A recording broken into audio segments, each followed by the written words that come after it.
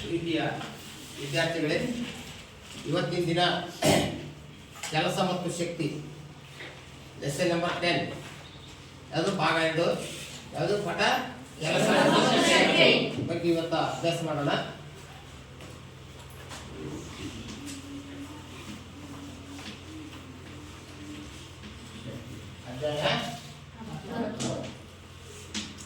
ಈಗ ಈ ಹಿಂದಿನ ತರಗತಿಯಲ್ಲಿ ಚಲನೆ ಮತ್ತು ಗುರುತ್ವಾಕರ್ಷಣೆ ಬಗ್ಗೆ ನಾವು ಈಗಾಗಲೇ ಅಭ್ಯಾಸ ಮಾಡಿದ್ದೀವಿ.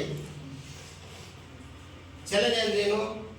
ಒಂದು ಕಾಲದೊಂದಿಗೆ ಸ್ಥಾನ ಬದಲಾಗುತ್ತಾ ಇರುವುದಕ್ಕೆ ಏನಂತ ಕರೀತಾರೆ? ಚಲನೆ. ನಾನೀಗ ಇಲ್ಲಿದ್ದೀನಿ, ಇಲ್ಲಿಂದ ಅಲ್ಲಿಗೆ ಬರಬೇಕಾದ್ರೆ ಸಮಯ ತಗೊಂಡು ಎಷ್ಟು ಸೆಕೆಂಡು? 2 ಸೆಕೆಂಡ್ 3 ಸೆಕೆಂಡ್ ಬಂತು ಅಂದ್ರೆ ಒಂದು ಕಾಯವು ಕಾಲದೊಂದಿಗೆ ಸ್ಥಾನ ಬದಲಾಗುತ್ತಾ ಇರುವುದಕ್ಕೆ ಏನಂತ ಕರೀತಾರೆ? ಚಲನೆ. ಈ ಒಂದು ಕಾನ್ಸೆಪ್ಟ್ ಅನ್ನು ನಾವು ತಿಳ್ಕೊಂಡ್ವಿ, ಪರಿಕಲ್ಪನೆ. ನಂತರ ಗುರುತ್ವಾಕರ್ಷಣೆ ಬಗ್ಗೆ ನಿಮ್ಗೆ ಈಗಾಗಲೇ ಗುರುತ್ವಾಕರ್ಷಣೆ ಅಂದ್ರೆ ಏನು? ಭೂಮಿ ಅನೇಕ ವಸ್ತುಗಳನ್ನ ಏನ್ ಮಾಡುತ್ತೆ? ತನ್ನ ಕಡೆಗೆ ಸೆಳೆಯುತ್ತದೆ, ಆಕರ್ಷಿಸುತ್ತದೆ. ಈ ಬಲಕ್ಕೆ ಏನಂತ ಕರೀತಾರೆ? ಗುರುತ್ವಾಕರ್ಷಣೆ ಅನ್ನೋ ಪದದ ಅರ್ಥ ಹಿಂದಿನ ಪಾಠದಲ್ಲಿ ಕಲಿತಿದ್ದೀರಿ. ಅದೇ ಒಂದು ಪರಿಕಲ್ಪನೆ, ಕೆಲಸ ಮತ್ತು ಶಕ್ತಿ. ಕೆಲಸ ಅಂದ್ರೇನು, ಶಕ್ತಿ ಅಂದ್ರೇನು? ಈ ಕೆಲಸ ಅಂತಂದ್ರೆ ಸುಮ್ಮನೆ ನಿಂತಲ್ಲೇ ನಿಲ್ಲೋದು ಕೆಲಸ ಅಲ್ಲ, ಹೌದಾ? ನಿಂತಲ್ಲೇ ನಿಲ್ಲೋದು ಕೆಲಸ ಅಲ್ಲ, ಸುಮ್ಮನೆ ಮಾತಾಡೋದು ಕೆಲಸ ಅಲ್ಲ. ಆದರೆ ಕೆಲಸ ಅನ್ನೋದಕ್ಕೆ ಏನಾಗಬೇಕು? ಓಡಾಡ್ತಾ ಇರ್ಬೇಕು. ಏನಾದರೂ ಭಾರವಾದ ವಸ್ತುವನ್ನು ತಗೊಂಡು ಇಲ್ಲಿಂದ ಹೋಗಿ ಅಲ್ಲಿಡಬೇಕು, ಹೌದಲ್ಲ? ನಂತರ ನೀವು ದಿನನಿತ್ಯ ನೋಡಿದ್ದೀರಿ, ನಿಮ್ಮ ತಂದೆ ದಿನನಿತ್ಯ ಯಾರ್ಯಾವ ಕೆಲಸ ಮಾಡ್ತಾರ? ಕಸರಪ್ಪ, ಕುರಿ ಕಾಯ, ಹೌದಾ? ಕುರಿ ಕಾಯಕ್ಕೆ ಹೋಗೋದು, ಮತ್ತೆ ಕುರಿ ಗೊಬ್ಬರ ಒಂದ್ ಕಡೆ ಕಸ ಹೊಡೆಯೋದು, ಎತ್ತಿ ಹಾಕೋದು, ಹೌದಲ್ಲ? ನಂತರ ಸಪ್ ತರಕ ಹೋಗೋದು, ಸಪ್ ತಗೊಂಬಂದ್ರೆ ಗದ್ದೆ ಕುರಿ ಗಿಡಿಗೆ ಹಾಕೋದು, ಹೌದಲ್ಲ? ಹಿಂಗ್ ಮತ್ತೆ ಬೇರೆ ಬೇರೆ ಕೆಲಸಗಳನ್ನ ಮಾಡ್ತಾರೆ, ಹೌದಾ? ನೀನ್ ಏನ್ ಮಾಡ್ತಿ? ಓದ್ತಾ ಇರ್ತಿ, ಬರಿತಾ ಇರ್ತಿ, ಮತ್ತೆ ಆಟ ಆಡ್ತಿರ್ತಿ, ಹೌದಾ? ಇವೆಲ್ಲ ಕೆಲಸಗಳನ್ನ ಮಾಡ್ತಿದ್ದಿ. ನೀನ್ ಏನ್ ಮಾಡ್ತೀವ? ಹುಡುಗ ನೀ ಏನ್ ಕೆಲಸ ಮಾಡ್ತೀವಿ? ಓದೋದು ಒಂದು ಕೆಲಸ, ಹೌದಾ? ನೀನೇನ್ ಮಾಡ್ತಿ? ಬರೆಯೋದು ಮಾಡ್ತಿದ್ದಿ, ಓದೋದು ಮಾಡ್ತೀವಿ, ನೀವು ಆಟ ಆಡೋದು ಮಾಡ್ತಾರ, ಹೌದಾ? ಈಗ ನಿಮ್ಮ ಅಪ್ಪಾಜಿ ಏನ್ ಮಾಡ್ತಾರ? ಅದೇ ಏನ್ ಕೆಲಸ ಮಾಡ್ತಾರ? ಕಟ್ಟಿಗೆ ಹೊಡೆ ಕೆಲಸ ಮಾಡ್ತಾರ, ಹೌದಲ್ಲ? ಹಿಂಗೆ ಪ್ರತಿಯೊಬ್ಬ ತಂದೆ ತಾಯಿಯಂದ್ರು ಮತ್ತೆ ನೀವು ಸಹ ಅನೇಕ ಕೆಲಸಗಳಲ್ಲಿ ತೊಡಗುತ್ತೀರಿಲ್ಲ? ಹಂಗಾರೆ ಯಾವುದನ್ನ ಕೆಲಸ ಅಲ್ಲ ಅಂತ ಅನ್ನಂಗಿಲ್ಲ. ಕೆಲವರು ಸಂದರ್ಭದಲ್ಲಿ ಪರಿಶ್ರಮ ಹಾಕ್ತೀರಿ, ಬಹಳಷ್ಟು ಕಡೆ ಪರಿಶ್ರಮ ಹಾಕ್ತೇವೆ, ನಾನು ಹಾಕ್ತೀನಿ, ನೀವು ಹಾಕ್ತೀರಿ. ಆ ಪರಿಶ್ರಮ ಹಾಕಿದ್ರು ಅಲ್ಲಿ ಕೆಲಸ ನಡೆದಿಲ್ಲ. ಏನು ಕೆಲಸ ನಡೆಯಲ್ಲ? ಉದಾಹರಣೆ ಕೆಲಸ ಮಾಡಿ ನೋಡ್ರಿ. ಈಗ ಬಾರ, ನೀನು ಬಾರ, ನೀನು ಯಾವ ಕಡೆ ಗೋಡಿ ನೋಡೋದು, ನಾನು ಈ ಕಡೆ ನೋಡ್ತೇನೆ, ನೀನು ನಡಿ ನೋಡು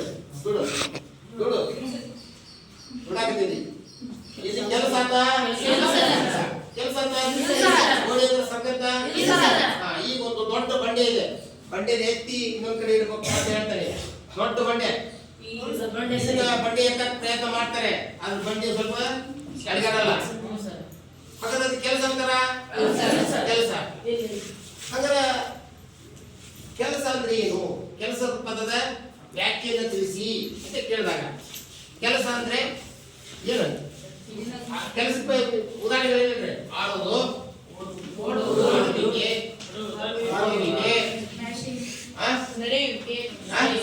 ನಡೆಯುವುದು, ನಡೆಯುವುದಂದ್ರೆ ಓಡಾಡುವುದು,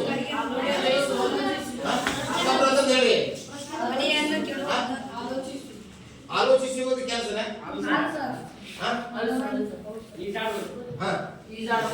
ಈಜಾಡುವುದು,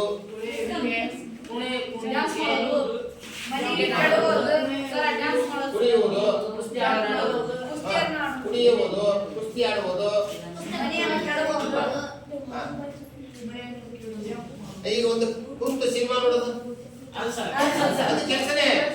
ಸಿನಿಮಾ ನೋಡಾಕತ್ತೀರಿ, ಏನ್ ಮಾಡಾಕತ್ತೀರಿ? ಮುಂಜಾನೆ ಕೆಲಸ ಮಾಡಾಕತ್ತಿ ಕೇಂದ್ರ ಟಿವಿ ನೋಡಾಕತ್ತಿದ್ದೆ, ಸಿನಿಮಾ ನೋಡಾಕತ್ತಿದ್ದೆ, ಹೌದಲ್ಲ? ಅದು ಒಂದು ಕೆಲಸನೇ. ಆದ್ರೆ ಕೆಲಸದೊಳಗ ಕಠಿಣ ಕೆಲಸ ಮತ್ತು ಹಗುರ ಕೆಲಸ ಎರಡದು. ಕಠಿಣವಾದ ಕೆಲಸ ಅಂತ ಕೇಳಿದ್ರೆ ಮುಂಜಾನೆಯಿಂದ ಸಾಯಂಕಾಲದವರೆಗೂ ಕೆಲಸ ಮಾಡ್ತಾ ಇರೋದು ಹೊಲದಲ್ಲಿ, ಹೊಲ ಉಳುಮೆ ಮಾಡೋದಿರ್ಬೋದು, ಹೌದಲ್ಲ? ಕಳೆ ಕೀಳೋದಿರ್ಬೋದು, ಹೌದಲ್ಲ? ಆಮೇಲೆ ಮಣ್ಣು ತುಂಬೋದಿರ್ಬೋದು, ಮಣ್ಣು ಬೋರೋದಿರ್ಬೋದು, ಇವೆಲ್ಲ ಕೆಲಸಗಳು ಕಠಿಣ ಕೆಲಸಗಳು. ಹಾಗಾದ್ರೆ ಕುಂತು ಟಿವಿ ನೋಡೋದು ಹೌದಲ್ಲ? ಬರೆಯೋದು ಸರಳ ಕೆಲಸ, ಹಗರ ಕೆಲಸ, ಹೌದಲ್ಲ? ಓದೋದ ಹಗರ ಕೆಲಸ. ಆದ್ರೆ ಓದಲ್ಲ, ನೀವು ಹಗರ ಕೆಲಸನೂ ಮಾಡಲ್ಲ. ಶಾಲೆ ಮೇಷ್ಗಳು ಹೇಳ್ಕೊಂತಾರ, ಓದ್ರಿ ಅಂತಾರ. ಓದೋದು ದೊಡ್ಡ ಕೆಲಸ ಆಗ್ಬಿಡ್ತೀವಿ, ಓದೋದು ಕಠಿಣ ಕೆಲಸ ಆಗ್ಬಿಟ್ಟೈತಿ. ಓದೋದೇನ ಹಗರವಾದ ಕೆಲಸ, ಬರೆಯೋದು ಅದೇ ಭಾಳಷ್ಟು ಪರಿಶ್ರಮ ಇದೆಯಾ? ಅಥವಾ ನೀವು ಓದುವಾಗ ಬರೆಯುವಾಗ ಏನಾದ್ರು ನಿಮ್ಗೆ ಒಂದು ತಲೆ ಮೇಲೆ ಒಂದು 20 kg ಕಲ್ಲು ಇಟ್ಟಿರ್ತಾರ ಇರ್ತಾನೆ. ಮತ್ತೆ ಹಗುರವಾದ ಕೆಲಸ ಯಾಕೆ ಮಾಡಲ್ಲ ನೀವು? ಹೌದಲ್ಲ? ಓದೋದು ಬರೆಯೋದನ್ನ ಮಾಡಿದ್ರೆ ಅದು ಹಗುರವಾದ ಕೆಲಸ. ಅದು ಏನಾಗತ್ತೆ? ಬುದ್ಧಿ ಜಾಸ್ತಿ ಆಗತ್ತೆ, ಜ್ಞಾನ ಜಾಸ್ತಿ ಆಗತ್ತೆ, ಸುಲಭವಾಗಿ ಎಕ್ಸಾಮ್ ಬರೀತೀರಿ, ಪಾಸ್ ಆಗ್ತೀರಿ, ಹೌದಲ್ಲ? ಈಗ ಕೆಲಸಗಳಲ್ಲಿ ಅನೇಕ ನಾವು, ಹೌದಲ್ಲ? ಹಂಗಾರೆ ಕೆಲಸ ಅಂದ್ರೇನು? ಕೆಲಸದ ವ್ಯಾಖ್ಯೆ ಕೊಡಿ ಅಂತ ಕೇಳ್ತಾರೆ. ಹಾಗಾದ್ರೆ ಕೆಲಸ ಅಂದ್ರೆ ಇಲ್ಲಿ ನೋಡಿ, ಒಂದು ಕಾಯದ ಮೇಲೆ ಉದಾಹರಣೆ ಇದೇ ಒಂದು ಚೇರು, ಇದು ಒಂದು ಕಾಯ, ಒಟ್ಟು ಒಂದು ಕಾಯದ ಮೇಲೆ ಬಲವನ್ನು ಪ್ರಯೋಗಿಸಿದಾಗ, ಬಲವನ್ನು ಪ್ರಯೋಗಿಸಿದೆ, ಬಲದ ದಿಕ್ಕು ಈ ಕಡೆ ಇದೆ, ಬಲದ ದಿಕ್ಕು ಈ ಕಡೆ ಇದೆ. ಒಂದು ಕಾಯದ ಮೇಲೆ ಬಲವನ್ನು ಪ್ರಯೋಗಿಸಿದೆ, ಬಲದ ದಿಕ್ಕಿನಲ್ಲಿ ಕಾಯವು ಸ್ಥಾನ ಪಲ್ಲಟಗೊಂಡರೆ ಅದನ್ನು ಏನಂತ ಕರೀತಾರೆ? ಕೆಲಸ ಎನ್ನುತ್ತಾರೆ, ಹೌದಲ್ಲ? ಕೆಲಸ ಅಂತ ಗೊತ್ತದಲ್ಲ? ಒಂದು ಕಾಯದ ಮೇಲೆ ಬಲ ಪ್ರಯೋಗ ಆದ ಮೇಲೆ ಕಾಯವು ಏನಾಗಬೇಕು? ಸ್ಥಾನ ಪಲ್ಲಟಗೊಳ್ಳಬೇಕು. ಬಲದ ದಿಕ್ಕಿನಲ್ಲಿ ಏನಾಗಬೇಕು? ಸ್ಥಾನ ಪಲ್ಲಟಗೊಳ್ಳಬೇಕು. ಈಗ ಡೆಫಿನಿಷನ್ ಕೆಲಸ ಅಂದ್ರೆ ಏನಂತೇಳಿ ನೆನಪಿಟ್ಕೊಳ್ಳಿ. ಒಂದು ಕಾಯದ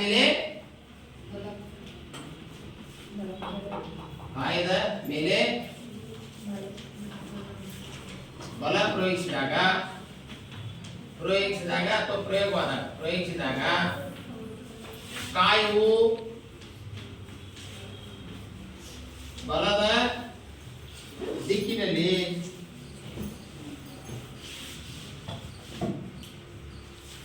ಸ್ಥಾನಫಲದ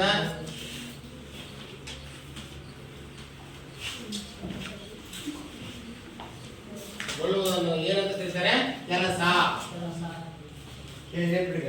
ಹಂಗಾರೆ ಒಂದು ಕೆಲಸ ನಡೀಬೇಕಾದ್ರೆ 7 ಅಂಶಗಳು ಇರುತ್ತವೆ. ಕೆಲಸ ನಡೀಬೇಕಾದ್ರೆ ಒಂದು ಕಾಯದ ಮೇಲೆ ಫಸ್ಟ್ ಏನು? ಕಾಯದ ಮೇಲೆ ಬಲ ಪ್ರಯೋಗ ಆಗಬೇಕು. ನಂತರ ಆ ಕಾಯ ಸ್ಥಾನ ಪಲ್ಲಟ, ಮದ್ದಿನ ಜಾಗ ಇತ್ತಲ್ಲ ಆ ಜಾಗ ಬಿಟ್ಟು ಮುಂದೆ ಹೋಗ್ಬೇಕು. ಹಾಗಿದ್ರೆ ಮಾತ್ರ ಅದನ್ನ ಏನಂತ ಕರೀತಾರೆ? ಕೆಲಸ. ಕೆಲಸದ ಏಕಮಾನ, ಕೆಲಸಕ್ಕೆ ಇಷ್ಟು ಕೆಲಸ ಅಂತ ಇರುತ್ತೆ, ಅದನ್ನ ಅಳಿಲಿಕ್ಕೆ ಏಕಮಾನ. ಉದಾಹರಣೆ, ಘನ ವಸ್ತುಗಳನ್ನು ಅಳಿಲಿಕ್ಕೆ ಏನ್ ಮಾಡ್ತಾರೆ? ಕೆಜಿ, ಕಿಲೋಗ್ರಾಮ್, ಎಷ್ಟು ಕೆಜಿ, ಹೌದಲ್ಲ? ಈಗ ನಿಮ್ಮಮ್ಮ ಹೋಗಿ ಅಂಗಡಿ ಸೆಕ್ಟರ್ ಅಂಗಡಿಗೆ ಹೋಗಿ ಏನ್ ತಗೊಂಬಂತಾಳ? ಸಕ್ಕರೆ ತಗೊಂಬಂತಾಳ. ಆದ್ರೆ ನೀನು ಅವಾಗ ಏನಂತೀಯ? ಎಷ್ಟು ತರಬೇಕು ಅಂತ ಕೇಳ್ತೀಯ, ಹೌದಲ್ಲ? ಎಷ್ಟು ಅಂತ ಕೇಳಿದಾಗ ಅರ್ಧ KG, 4 KG, 1 KG, 2 KG, 3 KG, 5 KG ಅಂತ ಹೇಳ್ತಾರಲ್ಲ, ಹೌದಲ್ಲ? ಅಲ್ಲಿ ಕೆಜಿ ಘನ ವಸ್ತುಗಳನ್ನು ಅಳೆಯುವ ಏಕಮಾನ. ಹಾಗೆ ಕೆಲಸವನ್ನು ಅಳಿಲಿಕ್ಕೆ ಒಂದು ಏಕಮಾನ ಇದೆ. ಆ ಏಕಮಾನವೇ ನ್ಯೂಟನ್ ಮೀಟರ್. ಕೆಲಸದ ಏಕಮಾನ ಮೀಟರ್. ಅದಿಲೆ ನ್ಯೂಟನ್ ಮೀಟರ್, ನ್ಯೂಟನ್ ಮೀಟರ್ ಅಥವಾ ಜೂಲ್. ಏನು? ಜೂಲ್. ಕೆಲಸದ ಏಕಮಾನ ಜೂಲ್ ಅಥವಾ ನ್ಯೂಟನ್ ಮೀಟರ್. ಎಕ್ಸಾಮ್ ಕೇಳ್ತಾರೆ, ಕೆಲಸ ಎಂದರೇನು, ಕೆಲಸದ ಏಕಮಾನ ತಿಳಿಸಿ ಅಂತ 2 ಮಾರ್ಕ್ಸ್ ಕೇಳ್ತಾರೆ. ಏನಪ್ಪ? ಈಗ ಕೆಲಸ ಎಂದ್ರೇನು? ಒಂದು ಕಾಯದ ಮೇಲೆ ಬಲ ಪ್ರಯೋಗಿಸಿದಾಗ ಕಾಯವು ಬಲದಲ್ಲಿ ಸ್ಥಾನ ಪಲ್ಲಟಗೊಂಡರೆ ಅದನ್ನು ಏನಂತ ಕರೀತಾರೆ? ಕೆಲಸ ಎನ್ನುತ್ತಾರೆ. ಕೆಲಸದ ಏಕಮಾನ ನ್ಯೂಟನ್ ಅಥವಾ ಜೂಲ್. ಜೂಲ್ ಜೆ ಅಂದ್ರೆ ಜೂಲ್. ಜೂಲ್ ಅಂದ್ರೆ ಒಂದು ಜೂಲ್ ಎಂದರೇನು ಅಂತ ಕೇಳ್ತಾರೆ. ಬರ್ಕೊಳ್ಳಿ, ಒಂದು ಜೂಲ್ ಎಂದರೇನು? ಒಂದು ಜೂಲ್ ಎಂದರೇನು?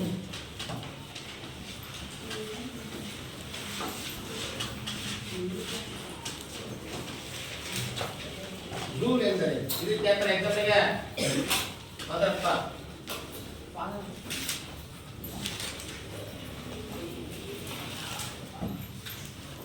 ಒಂದು ಜೂಲ್ ಎಂದರೇನು ಅಂತ ಪ್ರಶ್ನೆ ಕೇಳ್ತಾರೆ. ಒಂದು ಕಾಯಿಲೆ ಮೇಲೆ ಒಂದು ಕಾಯಿಲೆ ಮೇಲೆ ಒಂದು ನ್ಯೂಟನ್ ಬಲ. ಎಷ್ಟು ಬಲ? ಒಂದು ನ್ಯೂಟನ್. ಏನು ಬಲ ಅಂತಂದ್ರೆ ಒಂದು ನ್ಯೂಟನ್ ಬಲ ಪ್ರಯೋಗವಾದಾಗ ಅದು ಅಂದ್ರೆ ಅದು ಕಾಯ 1 ಮೀಟರ್ ದೂರ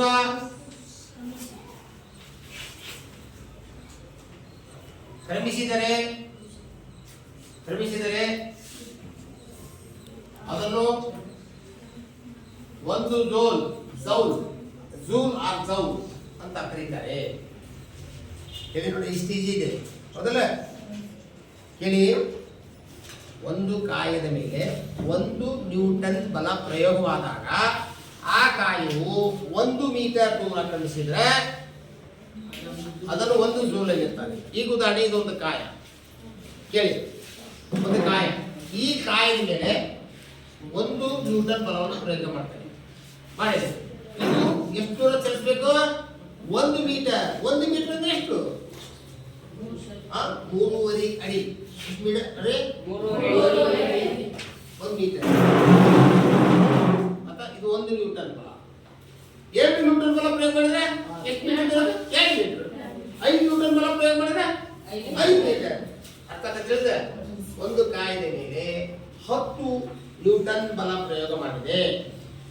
ಕಾಯವು 4 ಮೀಟರ್ ದೂರ ಕ್ರಮಿಸಿತು ಅಂತ ಕೇಳಿ. ಇಲ್ಲಿ ಒಂದು ಲೆಕ್ಕ.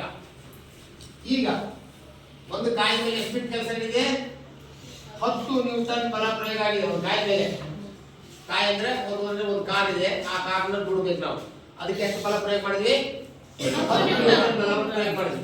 ಅದು ಎಷ್ಟು ದೂರ ಚಲಿಸ್ತು? ಕಾಯ 4 ಮೀಟರ್ ದೂರ ಚಲಿಸ್ತು. 4 ಮೀಟರ್ ದೂರ ಚಲಿಸ್ತು. ಹಾಗಾದ್ರೆ ಕಾಯದ ಮೇಲೆ ನಡೆದ ಕೆಲಸ ಎಷ್ಟು ಅಂತ ಕೇಳ್ತಾರೆ. ಕಾಯದ ಮೇಲೆ ನಡೆದ ಕೆಲಸ ಎಷ್ಟು? ಕಾಯದ ಮೇಲೆ ನಡೆದ ಕೆಲಸ ಈಸ್ ಈಕ್ವಲ್ ಟು ಎಷ್ಟು ಬಲ ಪ್ರಯೋಗ ಆಯ್ತು? 10 ನ್ಯೂಟನ್ ಹೌದಲ್ಲ? ಇಂಟು ಎಷ್ಟು ಮೀಟರ್ ಚಲಿಸ್ತು? 4 ಮೀಟರ್ ಚಲಿಸ್ತು. ಇದು ಒಂದು ಮಾರ್ಕ್ಸ್ ಕೇಳ್ತಾರೆ. ಎಷ್ಟು? 10 40 ನ್ಯೂಟನ್ ಮೀಟರ್ ಅಥವಾ ಜೂಲ್. ಅರ್ಥಾಗತ್ತೆ? ತಿಳಿತಾ? ಒಂದು ಕಾಯಿನ ಮೇಲೆ, ವಸ್ತುವಿನ ಮೇಲೆ ಎಷ್ಟು ಬಲ ಪ್ರಯೋಗ ಆಗಿದೆ? 10 ನ್ಯೂಟನ್ ಬಲ ಪ್ರಯೋಗ ಆಗಿದೆ. ಎಷ್ಟು ದೂರ ಚಲಿಸಿದೆ? 4 ಮೀಟರ್. ಹಾಗಾದ್ರೆ ಆ ಕಾಯದ ಮೇಲೆ ನಡೆದ ಕೆಲಸ ಎಷ್ಟು ಅಂತ ಕೇಳಿದಾಗ 40 ಜೂಲ್ ಆಫ್ ನ್ಯೂಟನ್ ಹೇಳ್ಬೋದಲ್ಲ? ಈಗ ನಾನು ನಿಮಗೆ ಹೇಳ್ತೇನೆ, ಪಟಕನೆ ಹೇಳ್ಬೇಕು ನೀವು. ಒಂದು ಕಾಯದ ಮೇಲೆ 25 ನ್ಯೂಟನ್ ಬಲ ಪ್ರಯೋಗ ಆಗಿದೆ. ಕಾಯವು 5 ಮೀಟರ್ ದೂರ ಚಲಿಸಿದೆ. ಒಂದು ಕಾಯದ ಮೇಲೆ ಎಷ್ಟು ಮೀಟರ್? 25 ಎನ್ ಬಲ ಪ್ರಯೋಗ ಆಗಿದೆ. ಅದು ಕಾಯ ಎಷ್ಟು ದೂರ ಚಲಿಸಿದೆ? 5 ಮೀಟರ್ ದೂರ ಚಲಿಸಿದೆ. ಹಾಗಾದ್ರೆ ಕಾಯದ ಮೇಲೆ ನಡೆದ ಕೆಲಸ ಎಷ್ಟು? 125 ಇದೆ. 125 ನ್ಯೂಟನ್ ಮೀಟರ್. ಇದು ಒಂದು ಮಾರ್ಕ್ಸ್ ಕೇಳ್ತಾರೆ, ಎಕ್ಸಾಮ್ ಕೇಳ್ತಾರೆ. ತಿಳಿತಿಲ್ಲ? ಹೌದಾ? ಹಾಗಾದ್ರೆ ಈ ರೀತಿ ದಿನನಿತ್ಯದ ಜೀವನದಲ್ಲಿ ಅನೇಕ ತರಹದ ಕೆಲಸಗಳು ನಮ್ಮ ಕಣ್ಮುಂದೆ ನಡೀತಾ ಇರ್ತವಲ್ಲ? ನಾವು ಅನೇಕ ಕೆಲಸ ಕಾರ್ಯಗಳನ್ನ ಮಾಡ್ತಾ ಇರ್ತೇವೆ. ಹಾಗಾದ್ರೆ ಈ ಎಲ್ಲ ಕೆಲಸ ಕಾರ್ಯಗಳನ್ನ ಮಾಡಲಿಕ್ಕೆ ಏನ್ ಬೇಕು? ಶಕ್ತಿ ಬೇಕು. ನೋಡಿ, ಕೆಲಸಕ್ಕೂ ಮತ್ತು ಶಕ್ತಿಗೂ ಒಂದು ಸಂಬಂಧ ಇದೆಯಲ್ಲ? ಕೆಲಸ ಅಂದ್ರೆ ಏನಂತ ಗೊತ್ತಾಯ್ತು. ಈಗ ಆ ಕೆಲಸಗಳನ್ನ ಮಾಡ್ಲಿಕ್ಕೆ ಏನ್ ಬೇಕು? ಶಕ್ತಿ ಬೇಕು. ಹಂಗಾರೆ ಈ ಶಕ್ತಿಯನ್ನು ಪರಿಕಲ್ಪನೆಯನ್ನು ನಾವು ಕ್ಲೀನಾಗಿ ಮಕ್ಕಳು ಅರ್ಥ ಮಾಡ್ಕೊಳ್ಳೋಣ. ಕೆಲಸದ ಬಗ್ಗೆ ತಿಳಿತಾ, ವಿಧಾನದ ಕೆಲಸ ಗೊತ್ತಾ ತಿಳಿತಾ? ರಮೇಶ ತಿಳಿ, ಮನೋಜ ಕೆಲಸದ ಬಗ್ಗೆ ತಿಳಿತ? ಈಗ ಕೆಲಸ ಮಾಡಲು ಏನು ಬೇಕು? ಶಕ್ತಿ ಬೇಕು. ಅಂದರೆ ಶಕ್ತಿ ಬಗ್ಗೆ ತಿಳ್ಕೊಳ್ಳೋಣ. ಶಕ್ತಿ ರಹಿತ ಜೀವನ ಅಸಾಧ್ಯ. ಶಕ್ತಿ ಇಲ್ಲದೆ ಜೀವನ ಮಾಡಕ್ಕಾಗುತ್ತಾ? ಕುತ್ಕೊಳ್ಳೋಕ್ಕೂ ಶಕ್ತಿ ಬೇಕು, ಕುತ್ಕೊಳ್ಳೋಕ್ಕೂ ಶಕ್ತಿ ಬೇಕು, ಮಾತಾಡೋಕ್ಕೂ ಶಕ್ತಿ ಬೇಕು, ಕೈ ಎತ್ತಲಿಕ್ಕೂ ಬರೀಲಿಕ್ಕೂ, ಒಂದು ಮಳೆಯನ್ನ ಹಲಿಗೆ ಮೇಲೆ ಹೊಡಿಬೇಕಾದ್ರು, ಒಂದು ಬ್ಯಾಟ್ ನಿಂದ ಬಾಲಿಗೆ ಬ್ಯಾಟ್ ತಗೊಂಡು ಬಾಲ್ ಹೊಡಿಬೇಕಾದ್ರು ಶಕ್ತಿ ಬೇಕು. ಹೌದಲ್ಲ? ಕರೆಕ್ಟಾ? ಪ್ರತಿಯೊಂದಕ್ಕೆ ಏನ್ ಬೇಕು? ಶಕ್ತಿ ಬೇಕು. ಜೋರಾಗಿ ಮಾತಾಡಲಿಕ್ಕೂ ಶಕ್ತಿ ಬೇಕು. ಈಗ ಇಂತಹ ಶಕ್ತಿ ಎಲ್ಲಿಂದ ಬರುತ್ತೆ? ಆಹಾರದಿಂದ ಬರುತ್ತೆ. ಹೌದಾ? ಕರೆಕ್ಟ್. ಶಕ್ತಿ ಎಲ್ಲಿಂದ ಬರುತ್ತೆ? ಆಹಾರದಿಂದ ಬರುತ್ತೆ. ಹಂಗಾರ ಈ ಆಹಾರ ಹೆಂಗ್ ತಯಾರಾಗುತ್ತೆ ಅನ್ನೋದ್ರ ಬಗ್ಗೆ ನಿಮ್ಗೆ ಗೊತ್ತಿದೆಯಾ? ಸಸ್ಯಗಳು ಹೆಂಗ್ ತಯಾರು ಮಾಡಿಕೊಳ್ತಾವು ಆಹಾರನ ಗೊತ್ತಿದೆ. ದ್ಯುತಿ ಸಂಶ್ಲೇಷಣ ಕ್ರಿಯೆಯ ಮೂಲಕ ಸಸ್ಯಗಳು ಆಹಾರ ತಯಾರಿಸಿಕೊಳ್ತಾವು. ನೀವು 5ನೇ ಕ್ಲಾಸ್, 6ನೇ ಕ್ಲಾಸ್, 7ನೇ ಕ್ಲಾಸ್, 8ನೇ ಕ್ಲಾಸ್ ನಲ್ಲಿ ಕಲ್ತಿದ್ದೀರಿ. ಹೌದಲ್ಲ? ಹಂಗಾರೆ ಆಹಾರ ತಿನ್ನೋದ್ರ ಮೂಲಕ ನಮಗೆ ಶಕ್ತಿಯನ್ನು ಗಳಿಸ್ತೀವಿ. ಹಂಗಾದ್ರೆ ಈ ಆಹಾರ ಸಸ್ಯಗಳಿಂದ ಬಂತು. ಹಂಗಾರೆ ಸಸ್ಯಗಳಿಗೆ ಆಹಾರ ತಯಾರಾಗಕ್ಕ ಒಂದು ಶಕ್ತಿ ಬಂತಲ್ಲಿ, ಸೌರಶಕ್ತಿ. ಸೂರ್ಯಶಕ್ತಿ ಅಲ್ಲ, ಸೌರ. ಸಸ್ಯಗಳು ಸೂರ್ಯನ ಶಕ್ತಿಯನ್ನ, ಸೌರಶಕ್ತಿಯನ್ನ ಬಳಸಿಕೊಂಡು ಏನ್ ತಯಾರು ಮಾಡೋದು? ನಾವು ಈ ಆಹಾರವನ್ನ ಸೇವನೆ ಮಾಡೋದ್ರಿಂದ ನಿಮಗೆ ಶಕ್ತಿ ಬಂತು. ಬೆಳಿಗ್ಗೆ ನೀವು 2 ರೊಟ್ಟಿ 3 ರೊಟ್ಟಿ ತಿಂದು ಬಂದಿರಿ, ಒಂದು ತಟ್ಟೆ ಅನ್ನ ತಿಂದು ಬಂದಿರಿ. ಹಾಗಾಗಿ ಮಧ್ಯಾಹ್ನ 1 ಗಂಟೆವರೆಗೂ ಆರಾಮ್ ಕುತ್ಕೊಂತೀರಿ. ಅಲ್ಲಿವರೆಗೂ ಊಟ ಬೇಡ ನಿಮಗೆ. ಒಂದ್ ವೇಳೆ ಬೆಳಿಗ್ಗೆ ಏನು ತಿಂದಿಲ್ಲ ಅನ್ಕೊಳ್ಳಿ, 1 ಪೀಡ್ ಆಗತ್ತಿಗೆ 2 ಪೀಡ್ ಆಗತ್ತಿಗೆ ಈ ನಂದಾ ಮೇಡಮ್ ಇವತ್ತು ತಲೆ ಚಕ್ರ ಬಂದ್ರು. ಯಾಕಂದ್ರೆ ಊಟ ಮಾಡಿಲ್ಲ ಮನೆ. ಮೊದಲು ಊಟ ಮಾಡಿದಾಗ ಶಕ್ತಿ ಬರಲ್ಲ. ಯಾಕಂದ್ರೆ ಅವರಿಂದ ನಡ್ಕೊಂಡ್ ಬರ್ಬೇಕಂದ್ರೆ ಆಲ್ರೆಡಿ ರಾತ್ರಿ ಉಂಡದ್ದು ಖಾಲಿ ಆಗಿಬಿಡತೈತಿ. ಹೌದಲ್ಲ? ಹಾಗಾದ್ರೆ ಈ ರೀತಿ ನೀವು 4 ಪೀರಿಯಡ್ ಗಂಟಲೆ ಕುತ್ಕೊಂಡು ಆಟವನ್ನ ಕೇಳ್ತೀರಿ ಅಂತ ಕೇಳಿದ್ರೆ ಕುಂದ್ರಾಕಿ ಏನ್ ಬೇಕು? ಬೇಕು. ಮತ್ತೆ ಬರೆಯಕ್ಕೆ ಬೇಕು? ಹೌದಾ? ಹಾಗಾದ್ರೆ ಇಂತಹ ಶಕ್ತಿ ಆಹಾರ ಮೂಲಕ ಬರುತ್ತೆ. ಹಂಗಾರೆ ಈ ಭೂಮಿ ಮೇಲೆ ಶಕ್ತಿ ಬೇಕಪ್ಪ ಅಂದ್ರೆ ಅದಕ್ಕೆ ಮೂಲ ಯಾವುದು ಅಂತ ಕೇಳಿದ್ರೆ ಸೂರ್ಯ. ಯಾರು? ಸೌರಶಕ್ತಿ. ಹಂಗಾರೆ ಸೂರ್ಯನೇ ಸಕಲ ಶಕ್ತಿ ಆಕಾರ. ಸೂರ್ಯನೇ ಶಕ್ತಿ ಆಕಾರ. ಮೊದಲ ಶಕ್ತಿ ಇಲ್ಲ ಅಂದ್ರೆ ಜೀವನ ಮಾಡೋದು ಸಾಧ್ಯವೇ ಇಲ್ಲ. ಶಕ್ತಿ ರಹಿತ ಜೀವನ ಅಸಾಧ್ಯ. ಹಾಗಾದ್ರೆ ಪ್ರತಿಯೊಂದು ಕೆಲಸ ಮಾಡಲಿಕ್ಕೆ ಶಕ್ತಿ ಬೇಕೇ ಬೇಕು. ಇಂತಹ ಶಕ್ತಿ ನಮಗೆ ಬೇಕಂದು ಎಲ್ಲಿಂದ ಬರುತ್ತೆ ಅಂತ ಕೇಳಿದ್ರೆ ಒಟ್ಟಾರೆಯಾಗಿ ಸೂರ್ಯನಿಂದ ಬರುತ್ತೆ. ಸೂರ್ಯನಿಂದ ಒದಗುವ ಶಕ್ತಿಯನ್ನ ಸೌರಶಕ್ತಿ ಎನ್ನುತ್ತಾರೆ. ಹಾಗಾದ್ರೆ ಭೂಮಿಯಲ್ಲಿರುವ ಪ್ರತಿಯೊಂದು ವಸ್ತುವಿನ ಮೂಲ ಶಕ್ತಿಯ ಆಕಾರ ಯಾವುದು? ನಮ್ಮೆಲ್ಲರ ಶಕ್ತಿಯ ಮೂಲ ಆಕಾರ ಯಾವುದು? ಸೌರಶಕ್ತಿ. ಸೂರ್ಯನೇ ನಮಗೆ ಎಲ್ಲ ರೀತಿಯ ಶಕ್ತಿಯನ್ನು ಕೊಡ್ತಾ ಇದ್ದಾನೆ. ಹಂಗಾರೆ ಈಗ ಫಾಸಿಲ್ ಇಂಧನಗಳು ಅಂತ ಇರುತ್ತೆ. ಫಾಸಿಲ್ ಇಂಧನಗಳು ಕಲ್ಲಿದ್ದಲು, ಡೀಸೆಲ್ಲು, ಪೆಟ್ರೋಲು ಇವೆಲ್ಲ ನೋಡಿದ್ರಿ. ಅವೆಲ್ಲ ಎದರಿಂದ ತಯಾರಾಗಿದೆ? ಸೌರಶಕ್ತಿಯಿಂದ ತಯಾರಾಗಿದೆ. ಜಲಶಕ್ತಿಯಿಂದ ತಯಾರಾಗಿದೆ, ಸೌರಶಕ್ತಿಯಿಂದ ತಯಾರಾಗಿದೆ. ವಾಯುಶಕ್ತಿ, ಮಾರುತ ಶಕ್ತಿಯಿಂದ ತಯಾರಾಗಿದೆ, ಸೌರಶಕ್ತಿಯಿಂದಾಗಿದೆ. ಹಂಗಾರೆ ಪ್ರತಿಯೊಂದು ಶಕ್ತಿ ಎಲ್ಲಿಂದ ತಯಾರಾಗಿವೆ? ಸೂರ್ಯನಿಂದ ತಯಾರಾಗಿವೆ. ಹೌದಲ್ಲ? ಸೂರ್ಯನಿಂದ ಭೂಮಿಗೆ ಸಾಕಷ್ಟು ಪ್ರಮಾಣದಲ್ಲಿ ಒದಗುವ ಶಕ್ತಿಯನ್ನ ಸೌರಶಕ್ತಿ ಎನ್ನುತ್ತಾರೆ. ಸಕಲ ಶಕ್ತಿಯ ಆಕಾರ ಯಾವುದು ಅಂತ ಕೇಳಿದಾಗ ಉತ್ತರ ಬರೀಬೇಕು. ನೀವು ಇದನ್ನು ಕೊನೆ ತನಕ ಸಾಯೋವರೆಗೂ ಬರೆಯಂಗಿಲ್ಲ. ಸಕಲ ಶಕ್ತಿಯ ಆಕಾರ ಯಾವುದು? ಸೂರ್ಯ. ಹಾಗಾಗಿ ನಮಗೆ ಕಣ್ಣಿಗೆ ಕಾಣ್ತಕ್ಕಂತ ಶಕ್ತಿ ಕೊಡುವಂತ ದೇವರು ಯಾವುದು ಅಂತ ಕೇಳಿದ್ರೆ ಅದಕ್ಕೋಸ್ಕರ ಬೆಳಿಗ್ಗೆ ಎದ್ದ ತಕ್ಷಣ, ಸೂರ್ಯ ಎದ್ದ ತಕ್ಷಣ ಸೂರ್ಯನ ದಿನನಿತ್ಯ ಎಷ್ಟು ಜನ ಬೆಳಿಗ್ಗೆ ಎದ್ದು ನೋಡ್ತೀರಿ? ಎಲ್ಲ ನೋಡ್ತೀರಿ? ಇಲ್ಲಿ ನಮ್ಮ ಒಬ್ರು ಮೇಡಮ್ ನೋಡಲ್ಲ, ಅವರು ಸೂರ್ಯನನ್ನ ನೋಡಲ್ಲ ಅಂತ. ಬೆಳಿಗ್ಗೆ ನಾನು ಹೇಳಿದೆ ಆಕೆ 1 ಗಂಟೆ 6 ಗಂಟೆಗೆ ಕೇಳಮ್ಮ, 5 ಹೇಳಮ್ಮ, ಎದ್ದ ತಕ್ಷಣ ಹೊರಗಡೆ ಪ್ರಪಂಚ ನೋಡಮ್ಮ. ಅವಾಗ ಮಂಜು, ಕಾವಳ, ಆಮೇಲೆ ನಾನಾ ರೀತಿಯ ಬೆಳಕಿನ ಕಿರಣಗಳು ನಮ್ಮ ದೇಹದಲ್ಲಿದ್ರೆ ನಾವೆಲ್ಲ ಏನಾಗ್ತೀವಿ? ಚರ್ಮ ರೋಗ ಹೋಗ್ತದೆ. ಆಮೇಲೆ ನಮ್ಮ ಕಣ್ಣುಗಳು ಆರೋಗ್ಯ ಹೆಚ್ಚಾಗತ್ತೆ. ರಾತ್ರಿ 10 ಗಂಟೆಗೆ ಮಲಗಿ ಬೇಗ ಬೆಳಿಗ್ಗೆ 5 ಗಂಟೆ 5:05 ಹೇಳ್ತಾರಲ್ಲ, ಅವ್ರು ನಿಜವಾಗ್ಲೂ ಆರೋಗ್ಯವಾಗಿರ್ತಾರೆ. ಅರ್ಥ ಆಯ್ತಾ? ಆದ್ರೆ ಯಾರು ಸೂರ್ಯನ ಬೆಳಿಗ್ಗೆ ಎದ್ದ ತಕ್ಷಣ ನೋಡಿ ಏನ್ ಮಾಡಬೇಕು, ಸೂರ್ಯನ ಕಡೆ ನಮ್ಮ ಏನ್ ಮಾಡೋದು, ಒಂದು 9 ಬಾರಿ ಸೂರ್ಯದೇವಾಯ ನಮಃ ಸೂರ್ಯದೇವಾಯ ನಮಃ ಅಂತ ಹೇಳಿದ್ರೆ ನಮ್ಮ ಉಸಿರಾಟದು ವೇಗನೂ ಚೆನ್ನಾಗಿರುತ್ತೆ ಮತ್ತು ಆರೋಗ್ಯನೂ ಚೆನ್ನಾಗಿರುತ್ತೆ. ಜೊತೆಗೆ ಬೆಳಗಿನ ಜಾವ ಎದ್ದು ವ್ಯಾಯಾಮ ಮಾಡಿದ್ರೆ, ವಾಕಿಂಗ್ ಮಾಡಿದ್ರೆ ನಮ್ಮ ಆರೋಗ್ಯ ಚೆನ್ನಾಗಿರುತ್ತೆ ಮತ್ತು ಬುದ್ಧಿಶಕ್ತಿ ಏನಾಗುತ್ತೆ, ಹೆಚ್ಚಾಗುತ್ತೆ. ಹಾಗಾಗಿ ನಮ್ಮ ಕಣ್ಣಿಗೆ ಕಾಣುವ ದೇವರು ಯಾವ್ದು ಕೇಳಿ ಗೊತ್ತಾಯ್ತಿಲ್ಲ? ಗಾಳಿ, ನೀರು, ಬೆಳಕು ಇವೆಲ್ಲ ನಿಜವಾದ ದೇವರುಗಳು. ಅರ್ಥ? ಈ ಪಂಚಭೂತಗಳೇನವಲ್ಲ ಅವೇ ನಿಜವಾದ ದೇವರುಗಳು. ಓಕೆ, ಅದಕ್ಕೋಸ್ಕರ ಗಾಳಿ ಶುದ್ಧವಾಗಿರಬೇಕು, ಕುಡಿಯುವ ನೀರು ಶುದ್ಧವಾಗಿರಬೇಕು. ಹೌದಾ? ಪರಿಸರ ಮಾಲಿನ್ಯ ಆಗದಂಗೆ ನೋಡ್ಕೋಬೇಕು. ಹಾಗಿದ್ದಾಗ ಮನುಷ್ಯನ ಆಯುಷ್ಯ ಆಟೋಮೆಟಿಕ್ಲಿ 100 ವರ್ಷಕ್ಕೆ ಬದುಕ್ತಾನೆ ಮನುಷ್ಯ. ಹೌದಲ್ಲ? ಈಗೆಲ್ಲ ಏನಾಗಿದೆ, ಪರಿಸರ ಮಾಲಿನ್ಯ ಆಗಿದೆ, ವಾಯು ಮಾಲಿನ್ಯ ಆಗಿದೆ, ಜಲ ಮಾಲಿನ್ಯ ಆಗಿದೆ, ನೆಲ ಮಾಲಿನ್ಯ ಆಗಿದೆ. ಹೀಗೆಲ್ಲ ಆಗಿದ್ರಿಂದಾಗಿ ಏನಾಗ್ತಾ ಇದೆ, ಮನುಷ್ಯನ ಆರೋಗ್ಯ ಏನಾಗ್ತಾ ಇದೆ, ಹಾಳಾಗ್ತಾ ಇದೆ, ಆಯುಷ್ಯ ಕಡಿಮೆ ಆಗ್ತಾ ಇದೆ. ಅದಕ್ಕೋಸ್ಕರ ಮಕ್ಕಳೇ, ನಾವು ಇರುವಂತ ಸುತ್ತಮುತ್ತಲ ಪ್ರದೇಶ ಸ್ವಚ್ಛವಾಗಿರಬೇಕು. ಜೊತೆಗೆ ನಾವು ಚೆನ್ನಾಗಿರ್ಬೇಕು.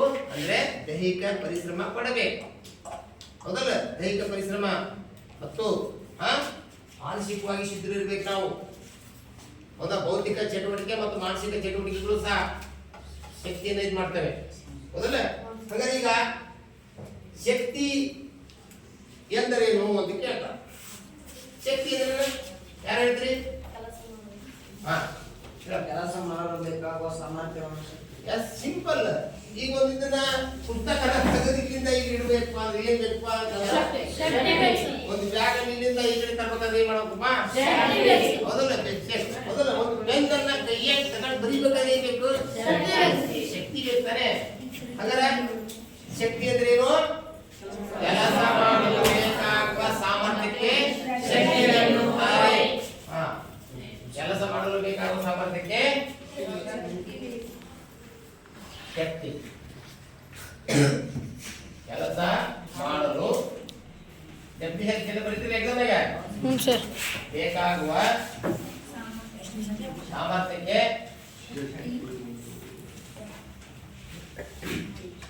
ಕೆಲಸ ಮಾಡಲು ಬೇಕಾಗುವ ಸಾಮರ್ಥ್ಯಕ್ಕೆ ಶಕ್ತಿ ಇರುತ್ತೆ. ಹಾಗಾದ್ರೆ ಶಕ್ತಿ ಏಕಮಾನ ವೆರಿ ಗುಡ್. ಶಕ್ತಿ ಏಕಮಾನನು ಸಹ ಯಾವುದು? ಓಕೆ, ಈಗ ಜೂಲ್ ಅದ್ರ ಬಗ್ಗೆ ಗೊತ್ತಾಗ್ತಲ್ಲ ಈಗ? ಹೌದಲ್ಲ? ಕೆಲಸ ಮತ್ತು ಶಕ್ತಿಯ ಏಕಮಾನಗಳು ಜೂಲ್. ನೆನ್ಪಿಟ್ಕೊಳ್ಳಿ, ಏಕಮಾನ ಬರಂಗಿಲ್ಲ. ನೀವು ಎಲ್ಲ ಡೆಫಿನಿಷನ್ ಬರೆದಿರ್ತೀರಿ, ಆದ್ರೆ ಜೂಲ್ ಅನ್ನೋದು ಬಿಟ್ಬಿಡ್ತೀರಿ. ಅವಾಗ ಜೂಲ್ ಅನ್ನೋದು ಏನ್ ಮಾಡ್ಬೇಕಂದ್ರೆ ನೀಟಾಗಿ ನೆನ್ಪಿಟ್ಕೊಂಡು ಬರೀಬೇಕು. ಕೆಲಸದ ಏಕಮಾನ ಯಾವುದು? ಜೂಲ್. ಓಕೆ, ಹಾಗಾದ್ರೆ ಇಲ್ಲಿ ಶಕ್ತಿ ಬಗ್ಗೆ ಹೇಳ್ಬೇಕಾದ್ರೆ ಶಕ್ತಿ ಸಂರಕ್ಷಣಾ ನಿಯಮ ಅಂತ ಬರುತ್ತೆ. ಎಂತ ನಿಯಮ? ಶಕ್ತಿ ಸಂರಕ್ಷಣಾ ನಿಯಮದ ಅಂದ್ರೇನು ಅಂದ್ರ ಶಕ್ತಿಯನ್ನ ಸೃಷ್ಟಿಸಲು ಸಾಧ್ಯವಿಲ್ಲ, ಆದರೆ ಶಕ್ತಿಯನ್ನ ರೂಪಾಂತರಿಸಬಹುದು. ರೂಪಾಂತರಿಸಬಹುದು ಅಂದ್ರೆ ಶಕ್ತಿಯನ್ನ ಒಂದು ರೂಪದಿಂದ ಮತ್ತೊಂದು ರೂಪಕ್ಕೆ ಪರಿವರ್ತಿಸಬಹುದು. ಆದರೆ ಶಕ್ತಿಯನ್ನ ಸೃಷ್ಟಿಸಲು ಸಾಧ್ಯವಿಲ್ಲ, ನಾಶಪಡಿಸಲು ಸಾಧ್ಯವಿಲ್ಲ. ಇದು ಎಂತ ನಿಯಮ? ಶಕ್ತಿ ಸಂರಕ್ಷಣಾ ನಿಯಮ. ಕೇಳ್ತಾರೆ IMP. ಶಕ್ತಿ ಸಂರಕ್ಷಣಾ ನಿಯಮ.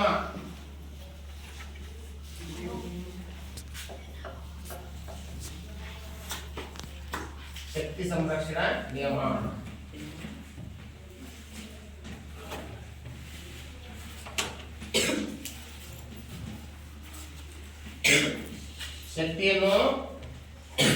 ಶಕ್ತಿಯನ್ನು ಒಂದು ರೂಪದಿಂದ ಇನ್ನೊಂದು ರೂಪಕ್ಕೆ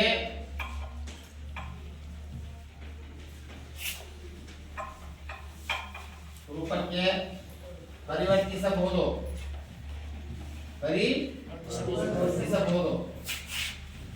ಆದರೆ ಏನ್ ಮಾಡಕ್ಕಾಗಲ್ಲ. ಶಕ್ತಿಯನ್ನು ಸೃಷ್ಟಿಸಲು ಸಾಧ್ಯವಿಲ್ಲ,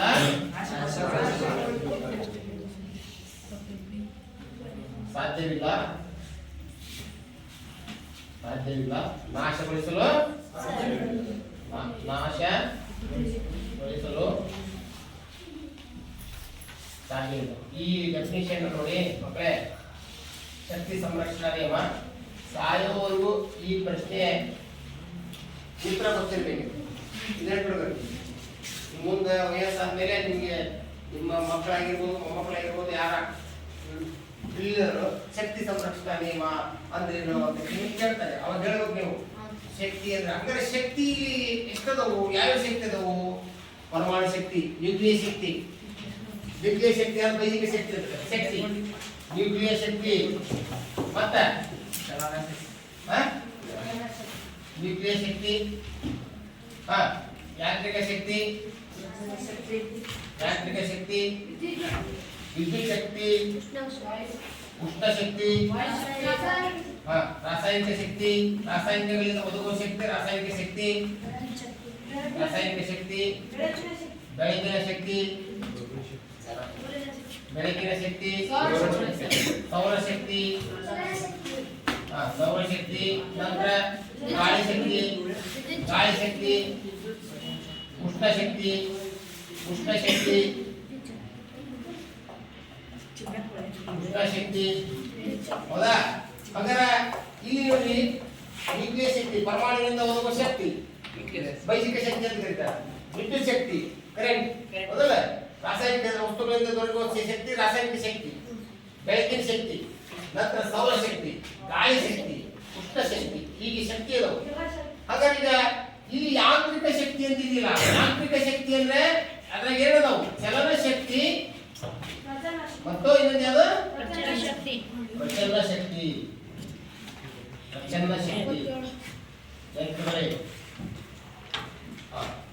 ಹಂಗಾರೆ ಈಗಾಗಲೇ ಹೇಳಿದ ಶಕ್ತಿ ಅನೇಕ ವಿಧಗಳಿವೆ, ಹೌದಲ್ಲ? ಯಾಂತ್ರಿಕ ಶಕ್ತಿಯ 2 ವಿಧಗಳನ್ನು ತಿಳಿಸಿದ್ದಕ್ಕೆ ಅಂದ್ರೆ ಯಾಂತ್ರಿಕ ಶಕ್ತಿಯ 2 ವಿಧಗಳು ಯಾವುವು? ಚಲನ ಶಕ್ತಿ ಮತ್ತು ಪ್ರಚಲನ ಶಕ್ತಿ. ಹೌದಾ? ಈ ರೀತಿ ನೋಡಿಲಿ ನಾವು ವಿದ್ಯುತ್ ಶಕ್ತಿ ಒಂದು ರೂಪದಿಂದ ಮತ್ತೊಂದು ರೂಪಕ್ಕಂದ್ರೆ ವಿದ್ಯುತ್ ಶಕ್ತಿಯನ್ನ ಏನ್ ಶಕ್ತಿಯ ಪಡಿಬಹುದು? ಬೆಳಕಿನ ಶಕ್ತಿ ಆಗ್ಬೋದು. ಬೆಳಕಿನ ಶಕ್ತಿ ಮುಂದ ಉಷ್ಣ ಶಕ್ತಿಯಾಗಿ ಪಡಿಬಹುದಲ್ಲ? ಈಗ ವಿದ್ಯುತ್ ಶಕ್ತಿಯಿಂದ ವಾಹನಗಳು ಓಡ್ತಾ ಇದೆ ಗೊತ್ತಾ? ಎಲೆಕ್ಟ್ರಿಕ್ ವೆಹಿಕಲ್ ಗೊತ್ತಾ? ಚಲನ ಶಕ್ತಿ, ಹೌದಲ್ಲ? ಚಲನ ಶಕ್ತಿ ಹೌದಲ್ಲ? ಹಾಗಾದ್ರೆ ಶಕ್ತಿಯನ್ನು ಒಂದು ರೂಪದಿಂದ ಮತ್ತೊಂದು ರೂಪಕ್ಕೆ ಪರಿವರ್ತಿಸಬಹುದು, ಆದರೆ ಶಕ್ತಿಯನ್ನ ನಾಶಗೊಳಿಸಲು ಸಾಧ್ಯವಿಲ್ಲ, ನಾಶಗೊಳಿಸಲು ಸಾಧ್ಯವಿಲ್ಲ. ಅರ್ಥ ಆಯ್ತು ಮಕ್ಕಳೇ? ಹಾಗಾದ್ರೆ ಈ ಶಕ್ತಿಯ ವಿವಿಧ ರೂಪಗಳಿವೆ, ಹೌದಾ? ಅದ್ರಾಗ ಯಾಂತ್ರಿಕ ಶಕ್ತಿ ಬೇಕಾದ್ರೆ ಯಾಂತ್ರಿಕ ಶಕ್ತಿಯ ವಿಧಗಳು ಕೇಳ್ತಾರೆ. ಚಲನ ಶಕ್ತಿ, ಹಾಗಾದ್ರೆ ಈಗ ಚಲನ ಶಕ್ತಿ ಅಂದ್ರೇನು? ಯಾರು ಹೇಳಿ? ಚಲನ ಶಕ್ತಿ, ಚಲನ ಶಕ್ತಿ ಅಂದ್ರೆ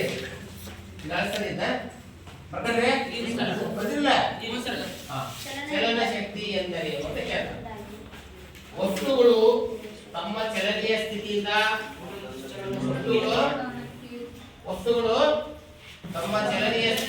ಗಳಿಸಿಕೊಳ್ಳುವ ಶಕ್ತಿಗೆ ನಾ ಕುಂತಲೆ ಕುಂತ್ರ ಚಲನ ಶಕ್ತಿ ಬರುತ್ತಾ? ನಾನು ಓಡಾಡೋದ್ರಿಂದ ನನಗೆ ಎಂತ ಶಕ್ತಿ ಬರುತ್ತೆ? ಚಲನ ಶಕ್ತಿ, ಹೌದಲ್ಲ? ಹರಿಯುವ ನೀರು ಚಲನ ಶಕ್ತಿ ಉದಾಹರಣೆ, ಬೀಸುವ ಗಾಳಿ ಚಲನ ಶಕ್ತಿಗೆ. ಮತ್ತೆ ಗೊತ್ತಿಲ್ಲ, ನಲ್ಲಿಯಲ್ಲಿ ಹರಿಯುವ ನೀರು, ಹೌದಲ್ಲ? ಕರೆಕ್ಟಾ? ಚಲಿಸುವ ವಾಹನ, ಹಾರುವ ವಿಮಾನ, ಹಾರುವ ಹಕ್ಕಿ, ಬೀಸುವ ಗಾಳಿ ಚಲನ ಶಕ್ತಿ. ಚಲನ ಶಕ್ತಿ ಉದಾಹರಣೆ. ಚಲನ ಶಕ್ತಿ ಅಂದ್ರೆ ಏನು ಅಂದ್ರೆ ಏನು? ವಸ್ತುವು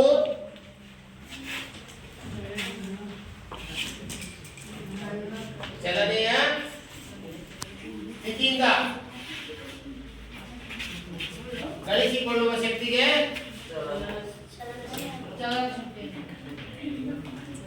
ಚಲನ ಶಕ್ತಿ ಎನ್ನುತ್ತಾರೆ, ಹೌದಾ? ಉದಾಹರಣೆ ಕೇಳ್ತಾರ, ಚಲನ ಶಕ್ತಿ ಉದಾಹರಣೆ ನಿಮ್ಗೆ ಕೊಡ್ತಾರೆ. ಈಗ ಕೇಳೋದು ಕೊಟ್ಟು ಏನ್ ಮಾಡ್ತಾರ? ಅವಾಗ ಈಗ ರಬ್ಬರ್ ಬ್ಯಾಂಡ್ ಎಳೆದ್ವಿ, ಅದು ಚಲನ ಶಕ್ತಿ. ರಬ್ಬರ್ ಬ್ಯಾಂಡ್ ಎಳೆದ್ವಿ, ಬಿಟ್ವಿ, ಅದೇನಾಗತ್ತೆ ಚಲನ ಶಕ್ತಿ ಆಗತ್ತೆ. ಚಲಿಸುತ್ತಲ್ಲ ಬಿಟ್ರ ಬೀಸುವ ಗಾಳಿ ಚಲನ ಶಕ್ತಿ. ಮೊದಲ ಸಮುದ್ರದ ಅಲೆಗಳು ಬರ್ತಾ ದಡಕ್ಕ, ಅದೇ ಚಲಿಸ ಶಕ್ತಿ, ಚಲನ ಶಕ್ತಿ. ಮೊದಲ ಕೈನೆಟಿಕ್ ಎನರ್ಜಿ, ಕೈನೆಟಿಕ್ ಎನರ್ಜಿ ಅಂತ ಕರೀತಾರೆ. Kinetic energy. ಈಗ ಹೀಗೆ ಇಜಿಕೊಂಡು ಅರ್ಥ ಹಾಫ್ ಎಂ ವಿ ಸ್ಕ್ವೇರ್. ವಸ್ತುವಿನ ರಾಶಿ ಮತ್ತು ಅದರ ವೇಗಗಳ ಗುಣಲಬ್ಧವನ್ನ ಏನಂತ ಕರೀತಾರೆ? ಚಲನ ಶಕ್ತಿ ಅಂತ ಕರೀತಾರೆ. ಏನಂತ ಕರೀತಾರೆ? ಚಲನ ಶಕ್ತಿಯ ಸಮೀಕರಣ ಇದೆ. ಹಾಗೆ ಇನ್ನೊಂದು ಬಂತು ಪ್ರಚನ ಶಕ್ತಿ. ಪ್ರಚನ ಶಕ್ತಿ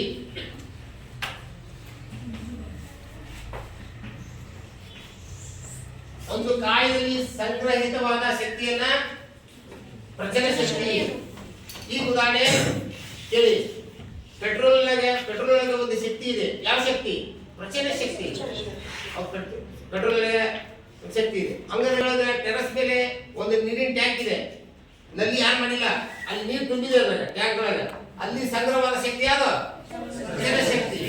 ಒಂದು ಬೆಟ್ಟದ ಮೇಲೆ ಕಲ್ಲಿದೆ, ಬೆಟ್ಟದ ಮೇಲೆ ಒಂದು ದೊಡ್ಡ ಕಲ್ಲಿದೆ, ಬಂಡೆ, ಅದು ದುಡಿದು ಬಿಡ್ತದೆ. ಆದ್ರೆ ಅದಕ್ಕೆ ಎಂತ ಶಕ್ತಿ ಇದೆ? ಪ್ರಚನ ಶಕ್ತಿ.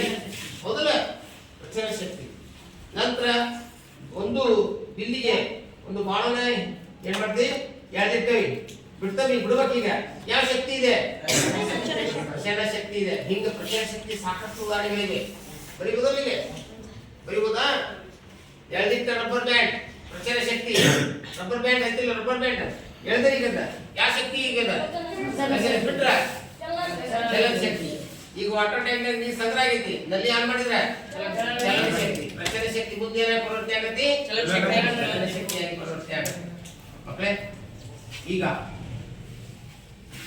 ಕೆಲಸ, ಶಕ್ತಿ ಮತ್ತು ಶಕ್ತಿಯ ವಿವಿಧ ರೂಪಗಳು, ಶಕ್ತಿ ಸಂರಕ್ಷಣಾ ನಿಯಮ, ಚಲನ ಶಕ್ತಿ ಮತ್ತು ಪ್ರಚನ ಶಕ್ತಿ ಬಗ್ಗೆ ಇಲ್ಲಿವರೆಗೆ ಕಲ್ತ್ರಿ. ಈಗ ಕೆಲಸ ಎಂದರೇನು? ನಾನು ಕೇಳಿದ ಪ್ರಶ್ನೆ ಕೆಲವು ಉತ್ತರ ಹೇಳಬೇಕು. ಕೆಲಸ ಎಂದರೇನು? ಕೆಲಸ ಎಂದರೇನು ಹೇಳಿ, ಹೇಳಮ್ಮ. ಒಂದು ಕಾಯದ ಮೇಲೆ ಬಲ ಪ್ರಯೋಗವಾದಾಗ ಕಾಯವು ಸ್ಥಾನಪಲ್ಲ ತಗೊಳ್ಳುವುದನ್ನು ಕೆಲಸ. Very good, very good. ಒಂದು ಕಾಯದ ಮೇಲೆ ಬಲ ಪ್ರಯೋಗ ಹೇಳ್ಬೇಕಪ್ಪ. ಒಂದು ಕಾಯದ ಮೇಲೆ ಬಲ ಪ್ರಯೋಗವಾದಾಗ ಕಾಯವು ಬಲದಿಂದ ಏನು? ಕೆಲಸ ಮಾಡಲು ಬೇಕಾಗುವ ಸಾಮರ್ಥ್ಯಕ್ಕೆ ಇವುಗಳ ಏಕಮಾನ ಎರಡು. ಕೆಲಸ ಮತ್ತು ಶಕ್ತಿ ಏಕಮಾನ ಜೂಲ್ ಅಥವಾ ನ್ಯೂಟನ್. ಓಕೆ, ಈಗ ಒಂದು ಜೂಲ್ ಅಂದ್ರೆ ಇದೆ. ಒಂದು ಕಾಯದ ಮೇಲೆ 1 ನ್ಯೂಟನ್ ಅಷ್ಟು ಬಲ ಪ್ರಯೋಗವಾದಾಗ ಆ ಕಾಯವು 1 ಮೀಟರ್ ದೂರ ಕ್ರಮಿಸಿದರೆ ಅದನ್ನ ಏನಂತ ಕರೀತಾರೆ? ಒಂದು ಜೂಲ್. ಒಂದು ಜೂಲ್. ಓಕೆ. ಹಾಗೆ ಚಲನ ಶಕ್ತಿ ಅಂದ್ರೆ ಏನು? ಒಂದು ಕಾಯಿ ವಸ್ತುವು ಅಥವಾ ಕಾಯವು ತನ್ನ ಚಲನೆಯ ಸ್ಥಿತಿಯಿಂದ ಗಳಿಸಿಕೊಳ್ಳುವ ಶಕ್ತಿಗಳಂತ ಕರೀತಾರೆ ಚಲನ ಶಕ್ತಿ. ಹೌದಾ? ಅದೇ ಇದನ್ನ ಪ್ರಚನ ಶಕ್ತಿಯನ್ನು ಕಂಡಿರುವ ಸೂತ್ರ ಏನು? E = mgh. ಏನು? mgh. ಓಕೆ ಮಕ್ಕಳೇ, ಉಳಿದ ವಿಷಯವನ್ನ ಮುಂದಿನ ತರಗತಿಯಲ್ಲಿ ಅಭ್ಯಾಸ ಮಾಡೋಣ. ನಮಸ್ಕಾರ.